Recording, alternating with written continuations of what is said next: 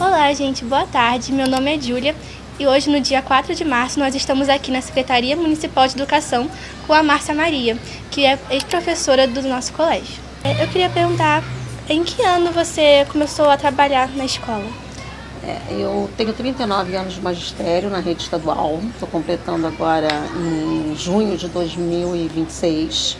E desde abril de 93, né, ou seja, do século passado, eu estou lotada na rede estadual lá no Colégio Estadual Higino da Silveira. Então eu cheguei lá em abril de 93. Vou fazer 30 anos de Higino da Silveira, dessa história maravilhosa, né, que vai completar 100 anos. 30 anos eu atuo lá no Higino eu fui para lá como orientadora educacional, porque a minha matrícula era de professora primária, né, professora de primeiro segmento. Fiquei como orientadora educacional, fui coordenadora do primeiro turno, trabalhei na secretaria como auxiliar de secretaria e depois fui para a sala de aula com sociologia e filosofia. E nesse meio tempo eu fiz a faculdade de letras, porque eu tinha a faculdade de pedagogia, fiz um novo concurso em 2010 e desde então eu sou lotada lá como professora de língua portuguesa no momento em processo de aposentadoria. E como era a escola na sua época? Bem, eu cheguei na escola em 93, ou seja, século passado, né? Eram outros tempos. A escola à época, muita gente não sabe. Eu não lembro exatamente quando ela deixou de ter o ensino fundamental. Mas quando eu fui lá para a escola como orientadora educacional, eu fui para trabalhar, e trabalhava na época ainda, com o que a gente chamava de primário, que era o 1º ao 5º ano, e tinha 6º ao 9º ano. E aí, conforme o tempo foi passando, as turmas, logo depois de 93, ali, a partir de 96, se não me engano, as turmas de primário foram sendo extintas, porque o Estado, né, os estados do Brasil, eles ficaram com a responsabilidade de oferecer o ensino médio. E como a escola é estadual, o prédio é do governo do estado, né, a direção, né, é do governo estadual, a organização federativa que é responsável, a gente então foi tendo que extinguir. Deixou de ter turmas de 1º ao 5º ano, depois foi indo, não tinha mais 6º ano, o que hoje é 6º ano, né, 5ª série, 6ª série, 7ª série, 8ª série, e ficamos só com o ensino médio. Então eu acompanhei essa história do Colégio Estadual Higino da Silveira, deixando de ser uma escola que oferece o 1º e 2º segmento e passa a ser só de ensino médio. Já tem alguns anos que a gente é só de ensino médio, entendeu? Então eu peguei essa transição toda. 30 anos realmente é um bocado de história, e o Higino tem essa história, inclusive eu acho que é um bom ponto de pesquisa, né? Até quando que a gente teve turminhas de crianças, quando é que deixou de ter, quando é que ficou só com 6º ou 9º, o que hoje é 6º ou 9º, né? Que naquela época era 5ª série, 6ª série, 7ª série, 8º, e quando é que a gente passou a ser só de ensino médio, e a gente foi se especializando nessa questão do ensino médio mesmo. Tá ótimo. E qual foi a sua melhor lembrança? Olha, é difícil para mim, né? Eu até me emocionei aqui né, quando a gente começou a falar sobre isso, porque assim, eu vivi muitos momentos do Higino, né? Então, assim, essa própria passagem do tempo, né? Eu me assustei agora em 2026, né, nos 100 anos da escola, quando eu fui fazer as contas e falei, gente, 30 anos da minha história. Minha filha mais velha tem 32 anos e a minha mais nova tem 27. Ou seja, ela nasceu e eu já estava no Higino da Silveira, né? Então, assim, são momentos muito de festa, de comemorações, de muitos momentos, graças a Deus, né, na minha trajetória profissional de sucesso, em que alunos nossos foram premiados, né? Então, eu já tive aluno premiado em concurso até internacional de redação.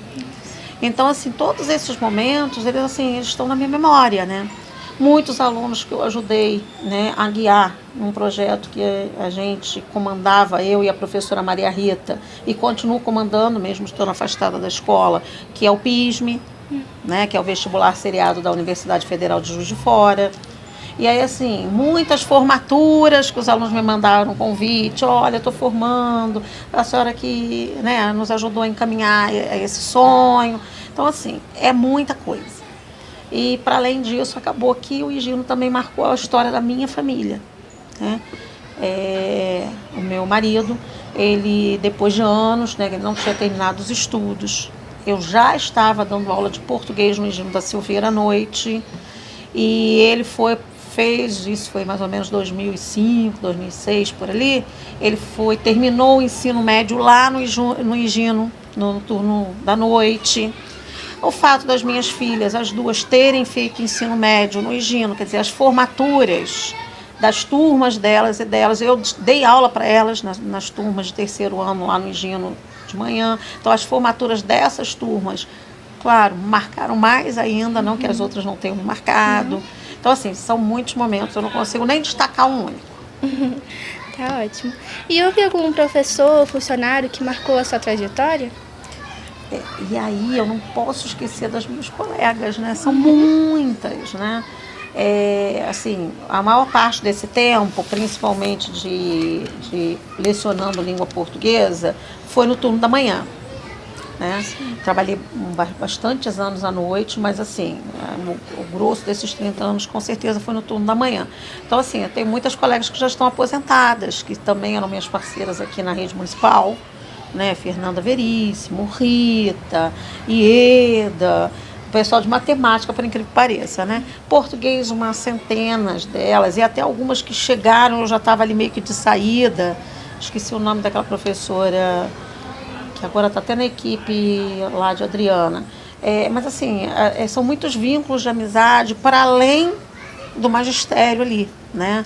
Então, assim, sem dúvida nenhuma, né? Não posso deixar de citar a Maria Rita, né? Minha amiga e irmã, que eu ganhei no Higino. E, claro, não posso deixar de citar de jeito nenhum a Adriana Coutinho, né? Que marca a minha história. E aí, outra coincidência da vida. Quando eu cheguei no Higino em 93, eu vinha de uma escolinha aqui, que é até extinta, que é o Jardim de Infância, Primeiros Passos. Jardim de Infância ali em Saldanha, lá na Prata. E esse Jardim de Infância ele foi extinto, ele foi municipalizado à época, quer dizer, ia passar para a tutela do município, e a gente tinha que então procurar uma escola do Estado para se lotar, porque a matrícula, o meu concurso era do Estado. Eu ainda nem tinha essa matrícula do município. E aí eu escolhi o Higino, porque eu moro na Barra até hoje, no mesmo lugar, e era perto e tal, então eu vou para o Higino. E tinha essa vaga de orientação educacional, e eu era formada em orientação educacional. E eu fui para lá para substituir a mãe da atual diretora Adriana Coutinho, que estava, à época, se aposentando. Ela era orientadora educacional na escola, e ela estava se aposentando e abriu essa vaga, e eu entrei no lugar dela. E aí eu já estou lá há 30 anos. Isso significa que a mãe de Adriana está aposentada há 30 anos. Né? E isso também eu acho uma história legal, inclusive aí nos 100 anos da escola, fazer, né, um momento com a mãe dela que eu imagino que tenha muito a contar. E depois disso a Adriana se tornou diretora, né, bem depois, está há 20 anos na direção. Então eu acho que é uma história também que merece flash durante os 100 anos da escola. E quais dificuldades você enfrentou como mulher na escola? Olha, eu não percebi tanto isso. Assim, se houve algum momento que, como mulher, eu fui questionada ou fui minimizada, vamos dizer assim, os nossos colegas lá de trabalho, homens, vamos botar assim, eles são muito respeitosos e muito queridos. Eu não senti assim, nenhum tipo de discriminação por parte de colegas de trabalho. Sim. Alunos, meninos e homens, né, como eu falei, eu trabalhei uma boa parte desse período à noite, eu também não senti, até porque eu acho que eu estava num período à noite, né, no turno da noite, no século passado ainda. Essas questões não vinham tão à tona, né, a gente não tinha, né, esses comportamentos e essas declarações machistas tão misóginas, tão afloradas como eu vejo a discussão hoje, né? Sim. Tá? Para mim, talvez alguns momentos, digamos assim, de tensão, um pouco mais de tensão, um pouco mais de cuidado da minha parte, foi quando eu trabalhei no turno da noite, sim. Ainda no século passado, né, ali 96 até 2000, que foi quando eu fiquei trabalhando à noite. Depois que a minha bebê nasceu, a mais nova, eu acho que eu logo vim para o diurno e já não voltei mais para a noite. A gente tinha uns momentos ali um pouco tensos na hora da saída da noite, que era 10h40. Sim. Então, assim, a gente tinha assim, um aluno ou outro que a gente sabia que era envolvido com alguma coisa não tão legalizada. E aí, sim, a gente chamava uma atenção, assim, teve uma vez que um aluno, meio que ali na saída, no portão do lado de fora, quis fazer uma coação e tal, e aí meu marido ia me buscar, e as outras professoras também, e a gente tinha essa proteção dos meninos, né, dos outros professores, ou dos alunos, né, mais assim, que tinham a querência, digamos assim, um pouco maior com a gente, mas tirando isso, eu nunca senti que como mulher ou como professora, a gente tenha sofrido algum tipo de discriminação ou de minimização do nosso papel, pelo fato da gente ser mulher. Né? Sim. E entre os alunos, você percebia diferenças de oportunidade para meninos e meninas? O que acontece, né? Eu estou à frente, no momento eu sou uma gestora municipal de uma rede que a gente tem dados concretos, né? Porque existem pesquisas, existem formulários que são aplicados até a vocês mesmos, adolescentes, nas provas externas e tal, que geram dados. Sim. E a gente tem isso nítido, né? E tem isso objetivamente palpável, né, em tabelas, em gráficos, etc., que mostram que sim, que existem diferenças educacionais entre meninos e meninas, e isso muitas vezes, ou sempre nesse caso, eles se revelam nesses dados que são resultados de rendimento, aprovação, reprovação, abandono escolar e principalmente nas provas externas. O que é isso, provas externas? SAEB, são provas que são aplicadas nas escolas para medir o aprendizado dos alunos, né? E como que o trabalho do professor tem que ser conduzido. Hoje a gente tem isso muito presente, já tem uns anos já que a gente tem esse sistema e o Estado já tem esse sistema há um bom tempo. Tá? No Higino em si e em Teresópolis a gente tem essa diferença, ela grita, mas claro que quando compara a capitais, a cidades maiores, onde a desigualdade social também é muito grande, e isso aflora mais ainda. No Higino em si, no meu trabalho nas salas de aula, eu sempre vi, inicialmente eu achava que as meninas até davam mais conta. Né? Porque tinha esse caso dos meninos estarem mais ligados a questões de indisciplina, não por ser, entendeu? Não era uma questão de gênero, era uma questão de comportamento. Sim. Que infelizmente é padronizado, né? Que os meninos normalmente seriam mais agitados. Já nos meus últimos anos do Higino eu já não percebia isso, entendeu? Eu já via assim que havia, né? Não é por ser menino ou por ser menina que havia desigualdade na educação, nem no empenho. Sim. E nem no trato da gente para com vocês. E eu tenho 2 filhas meninas, né? Como eu falei, estudaram até no Higino. Então eu sempre achei as meninas mais tranquilas, mais assim, acho que perdi a palavra, empenhadas, né? Até que começou o PISME, né? Nós começamos essa história de levar alunos para o PISME em 2009. E aí a primeira vez que eu fui para o PISME com meninos e meninas, acho que mais meninas que meninos, sempre foi assim, me parece.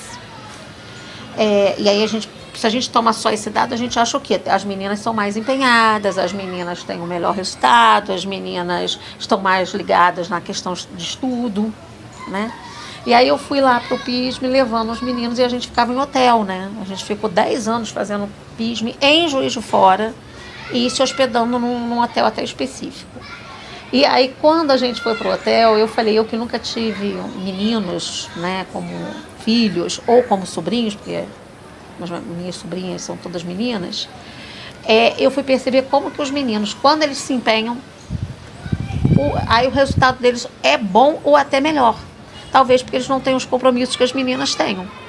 Verdade. Né? E aí eu fui vendo que os meninos que realmente conseguiam se engajar, né, e compreender que o estudo é uma mola propulsora para uma vida, né, mais qualificada, melhor, e aí eu estou falando melhor em todos os sentidos, né, desde qualidade de vida pessoal até uma posição melhor na sociedade quando a gente começou a levar meninos e meninas e ter um tempo de convivência com eles ali nos dias de prova e no preparatório, a gente percebeu que os meninos acabam tendo um resultado melhor.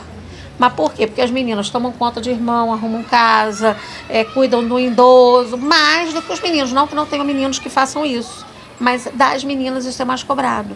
Fora a questão de beleza, né? Que a gente segue um padrão de beleza. Então, assim, lá no PISME mesmo, quem é que atrasava a saída do grupo para fazer a prova?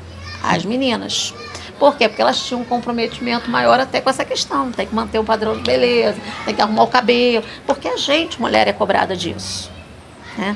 Então a gente percebe que tem um resultado. Quando o menino tem a oportunidade e ele se compromete com a aprendizagem, com o processo de ensino-aprendizagem, ele, por muitas vezes, acaba tendo, parece-me, tá? Isso é uma coisa que eu percebi, a pergunta é essa, né? Se eu percebo, me parece que faz uma diferença sim. Tá? Mas ainda nessa sociedade, como os meninos também têm o compromisso de não terminou os estudos, né? Vai chegando uma idade ali, ele quer trabalhar para ganhar o pão, né? Para ganhar um din-din, mais do que as meninas, que acabam ficando mais presas em casa, com as tarefas domésticas. Então, quando o menino consegue ir até, né, o ensino médio, terceiro ano, só com compromisso de estudo, me parece que ele acaba tendo um resultado um pouco melhor. Mas o número de meninos que conseguem chegar nesse ponto é menor do que o de meninas. Isso inclusive, é comprovado por dados. Sim. E agora você está trabalhando aqui na secretaria. E eu queria perguntar o que você faz aqui e o que te motivou a estar aqui na secretaria. O que acontece, né? Eu sou formada em pedagogia, eu terminei o curso, eu gosto de falar também da minha história, né? Eu sou fruto de Teresópolis, né? Eu sou teresopolitana. E eu estudei a minha vida toda, do prézinho ao ensino médio, terceiro ano do ensino médio, no Edmundo Bittencourt. Então, eu sou fruto de escola pública. Estudei no Edmundo Bittencourt aqui, né? Que é uma escola irmã, digamos assim, ali do Higino, né? E quando eu terminei o normal, a minha família, apesar de ser de origem muito pobre, a minha mãe tinha na cabeça que eu tinha que fazer faculdade. E isso, século passado, Teresópolis não tinha oferta de faculdades, nem particulares, tão grande como tem hoje. Hoje uma UB já tem, né? A Estácio, a Unifeso, a Unopar e outras online. E a gente não tinha essa opção. Ou você ia fazer FESO, que era a única que tinha aqui, e poucos cursos inacessíveis para uma família pobre como a minha, e com cursos que não me atraíam, porque eu tinha feito normal. Meu ensino médio, eu fiz formação de professores, eu fiz normal no Edmundo. Então, eu saí do ensino médio professora, né? Eu digo que eu sou professora desde todo sempre, desde que eu brincava de boneca. E aí a minha mãe falava, não, mas você vai fazer faculdade no Rio. Não, você tem que sair daqui para fazer uma faculdade. E, então eu já fiz imediatamente o concurso para a rede estadual, por isso que eu estou há 39 anos no estado, como professora primária. Eu fui trabalhar na cidade do Rio de Janeiro como professora primária pelo estado. E aí eu passei no mesmo ano, que foi 88, para fazer pedagogia na PUC Rio. E aí como é que uma pessoa que saiu de Teresópolis, pobre, cai numa PUC Rio, que todo mundo, né, que está me ouvindo sabe que o valor da mensalidade é absurdo, né? Uma universidade particular, católica. Eu era católica, né? Sou católica. E eu caí lá os 6 primeiros meses. Minha mãe fez das tripas corações para dar conta da mensalidade. E eu logo consegui uma bolsa dos padres, né? Que é uma instituição católica.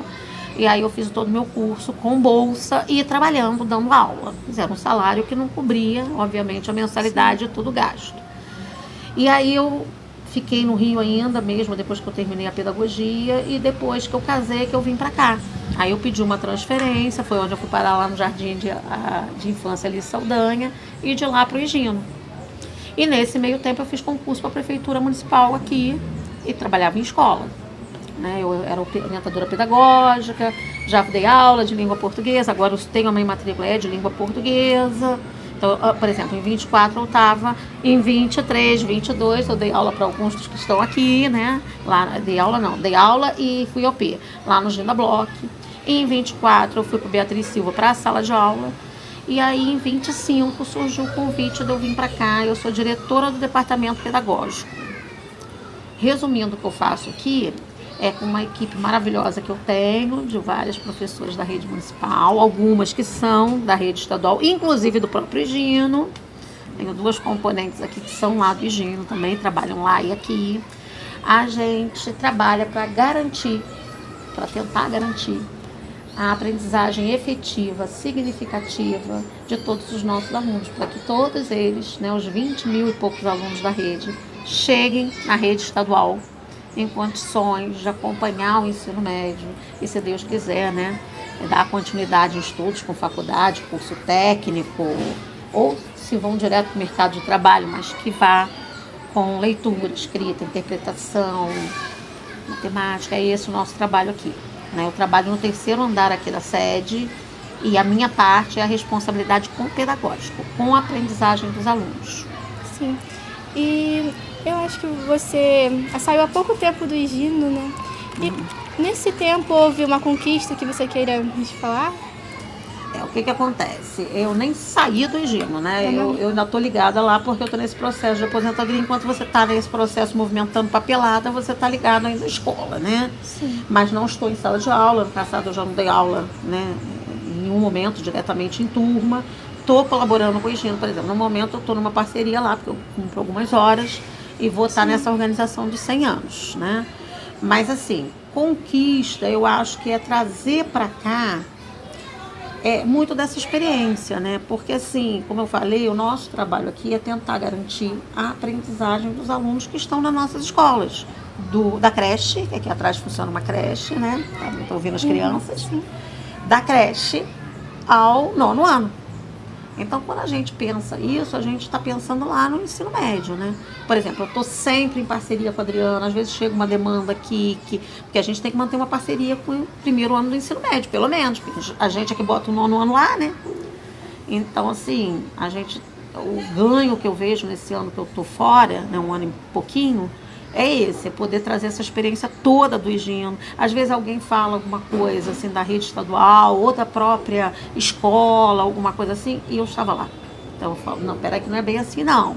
Olha só, não, isso aqui a gente pode fazer para garantir um melhor trabalho no ensino médio. Então, trazer essa visão toda, essa vivência de 30 anos de Higino para cá, na minha pessoa, eu penso que colabora aqui, sabe? Eu posso voltar uma pergunta bem anterior? Pode.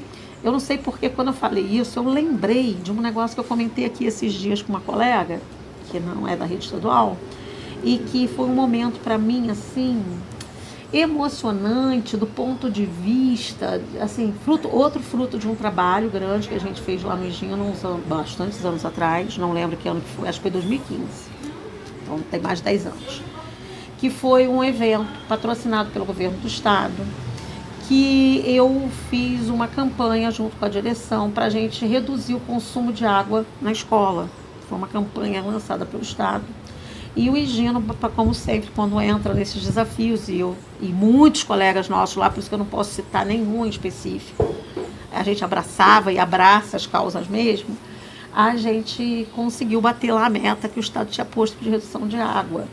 E, ao mesmo tempo, nas turmas, os professores individualmente podiam participar também dessa campanha, fazendo umas paródias de música com os alunos. E aí eu fiz com as minhas turmas na época que nem eram de 3º ano. Na época acho que eu estava dando aula no 1º ou no 2º. Já não me lembro bem, acho que era 2º. E aí a gente fez as paródias, eu arrumei uns parceiros lá naquela Integrartes e gravamos, porque tinha que gravar, tinha que fazer a paródia, tinha que tocar, cantar, né, era musical, e tinha que mandar, botar, numa época que a gente nem sabia muito usar o computador na internet, tinha que fazer o upload lá na plataforma. E nós ganhamos, acho que foram 150 ou 160 ingressos para participar do Rock in Rio. Nossa. Então o Higino tem essa história que também pouca gente conhece, da geração mais atual, mas nós fomos ao Rock in Rio com 160, não foram 160 alunos, porque a gente não quis se responsabilizar lá por 160 alunos, né? Boa parte menor de idade. Mas a gente fez assim, a gente distribuiu, acho que não foi mais, acho que foram 200 ingressos, porque eu lembro que eram 100 alunos e 100 responsáveis. Entendeu? Então, assim, aquilo ali para mim foi um momento, não pelo Rock in Rio só em si, né? Mas pela premiação, pelo fato, né, de levar ex-alunos. E aí, curiosamente, há uns tempos atrás aí rodou uma trend, sei lá o que que era aquilo, no Facebook, nem era no Instagram, perguntando que lembrança você tem da escola. E aí eu vi vários alunos do Higino colocando que lembrança ou o que foi inusitado na sua escola, uma confusão assim. E eu sei que alguns alunos responderam: a escola me levou ao Rock in Rio. E tinha gente tão incrédula que perguntava assim: sério? Que escola é essa? Quando que foi? Então eu falo, isso realmente marcou bastante a minha história, porque fazer essa campanha e ter essa premiação que é tão inusitada, né? É muito bacana, assim, foi um resultado muito bacana, fora os concursos de redação, que a gente ganhou muita coisa também, alguns alunos se destacaram muito, alunos que depois foram para a federal e que foram para fora do país com bolsa. Então, assim, tem muita história boa de ex-alunos também para vocês escolherem aí durante o ano. Sim. Depois até quero passar alguns contatos. Tá bom. E o colégio contribuiu para quem você é hoje? Sim, né? Isso tudo que eu contei, né? Assim, eu me emociono bastante, que eu falo que é uma escola, é um colégio, principalmente para além disso, é uma família, né? Como eu citei alguns nomes, gente, mas todos estão no meu coração, muitos que estão lá no momento. Gente, eu tenho ex-aluno meu que hoje é professor no Higino. Eu não posso, sabe? Assim, é difícil para mim sair citando. O Marcos de História, que é um dos que está também à frente das comemorações de 100 anos, foi aluno nosso no próprio Higino. Então, isso é muita coisa, né? Isso é você ver assim, a pessoa foi e voltou, né? Fez uma trajetória de vida e está lá dando aula, né? Seguiu os nossos passos. Outros, a gente tem ex-alunos médicos, veterinários, né? A gente tem um ex-aluno que eu acho que esse também vale a pena. A escola ajudou, inclusive, digamos assim, uma parte social, né? Era um rapaz bastante carente, chegou pra gente lá estudando de noite. Gente, ele passou para ProUni, ou seja, 100% de bolsa. Hoje ele é médico, né? Ele é formado pela FES, médico, no Exército, se não me engano, ou na Marinha. É numa dessas duas forças uma dessas forças militares. Então, assim, a gente tem muita história bacana, muita coisa que marcou a gente e que isso, né, é o que a gente, que é professor de verdade, diz, né? Cada aluno nosso que avança, né, que chega lá em algum lugar que ele sonha, é um pouco de nós que chega também, né? Então, assim, eu sou muito feliz por ter sido professora, ainda ser, né? E muito feliz por estar presente na história do Higino da Silveira. E que conselho você daria para as meninas que estão no colégio agora? Ah, meninas, vamos ficar no Dia da Mulher, né? Que, assim, a gente ainda tem muito para alçar voo, né? A gente ainda sofre muita discriminação, sim, misoginia, sim, menosprezo, simplesmente por sermos mulheres, né? Mas, assim, mais do que tudo, e principalmente porque eu estou falando aqui em nome de uma instituição, né? De duas, né, no caso,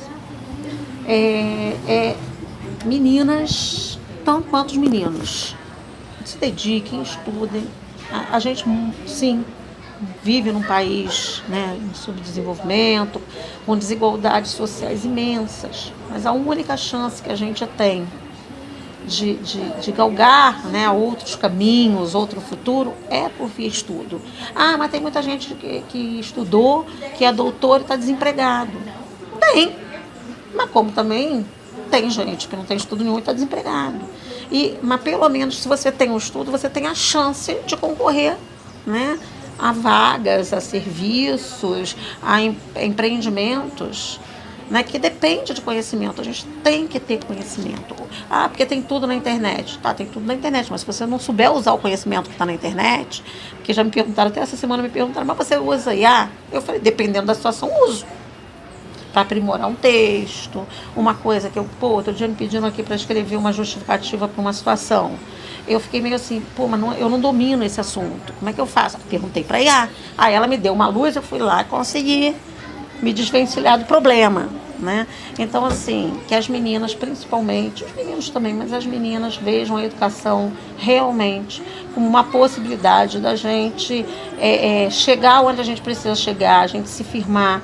É muito bom a gente poder falar de outra mulher. Essa pessoa domina, essa pessoa sabe o que está fazendo, essa pessoa tem embasamento, essa pessoa não tem uma visão de mundo limitada, né? E em todos os aspectos, em todos os assuntos. Então, assim, o meu maior conselho, se eu posso dar conselho, né? Dizem que se conselho fosse bom, a gente não dava, vendia, é realmente estudar, é realmente se preparar para a vida, é realmente ter uma posição embasada na vida.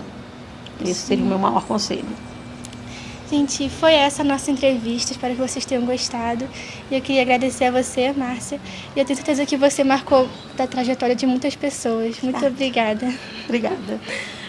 Aos meus ex-alunos, aos meus alunos, aos colegas, assim, eu desejo um 2026 cheio de muitas emoções, de muita memória e de muito depoimento também como dos alunos, né? Que realmente eu sei que a gente deixa um lastro na vida de quem passa por nós. Bom, hoje, obrigada.